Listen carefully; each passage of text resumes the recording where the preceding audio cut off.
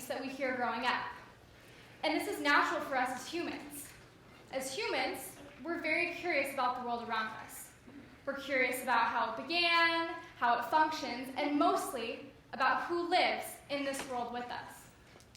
And I share this curiosity to a heightened level. I've always been obsessed with animals and obsessed with learning about them.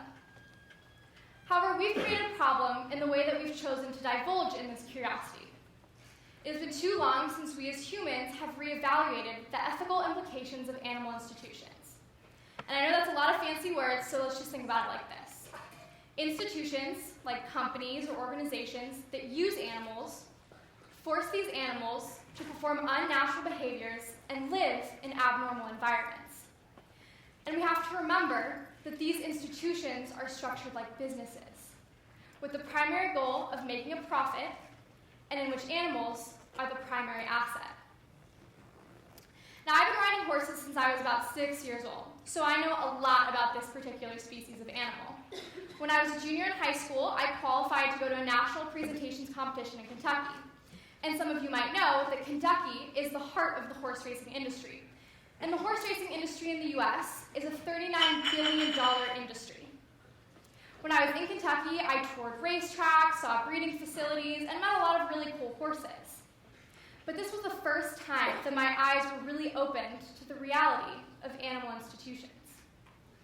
The first day, we toured Churchill Downs, which is the home of the Kentucky Derby, which some of you guys might have watched this past weekend, and here are pictures from it. Within the first 30 minutes, I learned that every horse that you see on the track starts racing at 2 years old. And every horse that you see on in the Derby is 3 years old, which means that horses are being ridden for the first time at 18 months old. And here's why this is a problem. I had always been taught that you don't ride a horse before 4 years of age. See, many vets will claim that a horse's growth plates don't actually close until about 4 to 5 years of age. And although there are varying opinions about when you can ride a horse for the first time, many animal experts will confirm that if you ride a horse before 4 to 5 years of age, you can permanently stunt its muscle and bone growth and damage its body forever. And if this is a little bit abstract of a topic, just think about it like this. Riding a 1.5-year-old horse is the equivalent to making a 3-year-old child carry around a backpack with a 2-liter bottle of Coke every single day and do 10-minute increment sprints for about 7 days a week for about a year or two. Day 4, we saw a horse auction.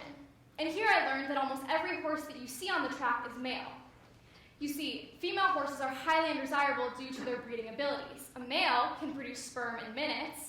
A female has to be pregnant for about 11 months. So this makes the breeder way less money. Another fact about the horse racing industry that is not really well known is that horses are pumped full of drugs to get them to perform better. And when they're done racing, they're taken off these drugs, which causes a plethora of health issues.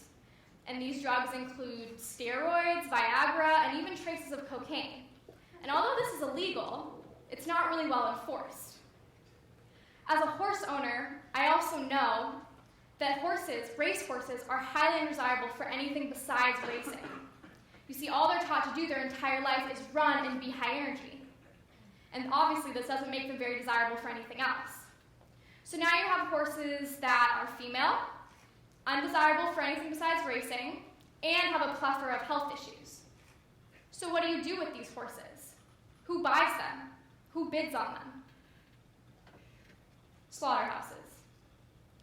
A study done by the Center of Society and Technology showed that of the average 22,000 thoroughbreds born in the racing industry in America each year, 10,000 are sent to slaughterhouses in Mexico and in Canada.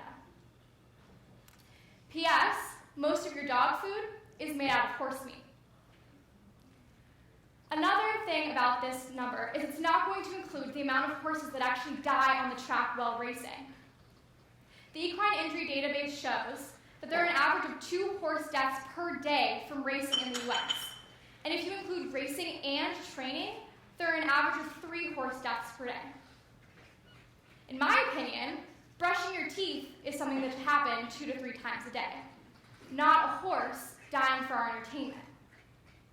Unfortunately, this institutionalized culture breeds breeds a culture of entertainment and profit first, and an animal's well-being second. And it doesn't stop here. Who's been to the zoo? It's not a trick question. I've been to the zoo too. All right, well, last time I went to the zoo, I saw a polar bear exhibit. So polar bears have some of the harshest living conditions in the wild with some of the highest death rates. And when I was at the zoo, the zookeeper said that she thinks polar bears are even happier in the wild and happier in enclosures than they are in the wild. So I investigated.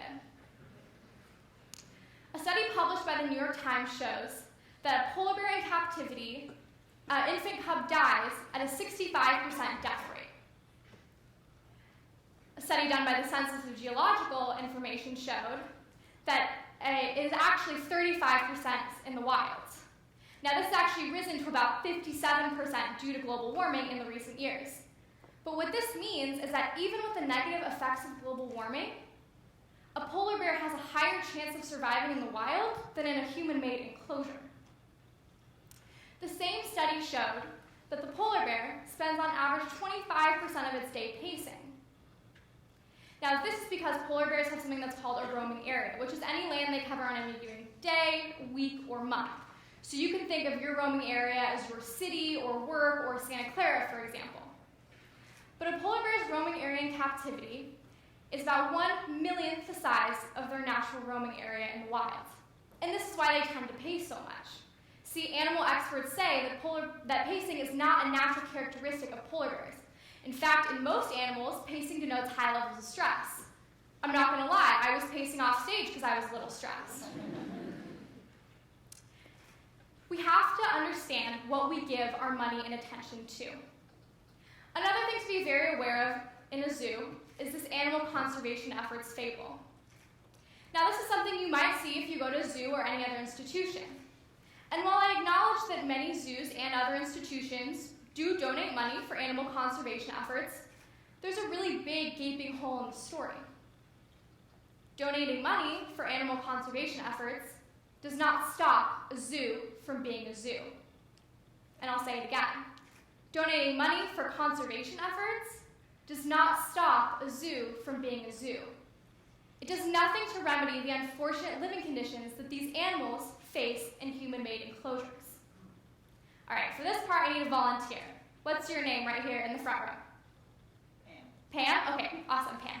All right, so if I give Pam right here, excuse my throat, a piece of candy. There you are, a little short, sorry, like me. If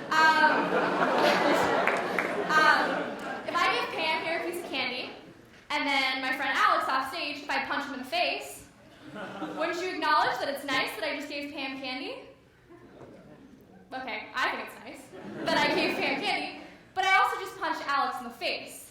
See, neither of the events have much correlation besides the fact that they're both human, and I'm pretty sure that you wouldn't consider me a very nice person. So why do we consider zoos and other institutions nice just because they have animal conservation efforts? Let's bring this back to a real bedtime story. How many of you have heard of the story Rapunzel? All right, enough. All right, well, when I was a child, I was told the story Rapunzel, right? Rapunzel is a princess. She has very long hair, trapped in a tall tower by an evil queen, and then, spoiler alert, she ends up escaping.